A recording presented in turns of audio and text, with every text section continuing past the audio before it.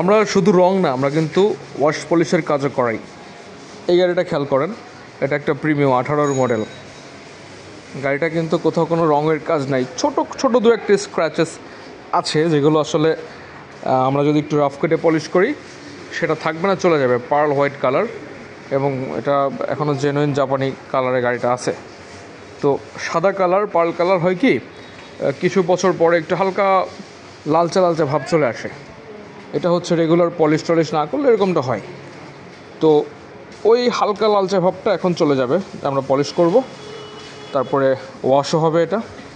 আর আপনারা যারা সাদা কালার বা পার্ল কালার গাড়ি ব্যবহার করেন, খেয়াল করবেন গাড়ি যদি রোদে ফেলানো হয় বা অনেক দিন ধুলোবালির মধ্যে পড়ে থাকে, তাহলে হালকা একটা ময়লার লেয়ার পড়ে এবং গাড়িটার যে একটা আপনার তেলতেলে ভাব সেটা চলে যায়, গ্লেজটা নষ্ট হয়ে যায়।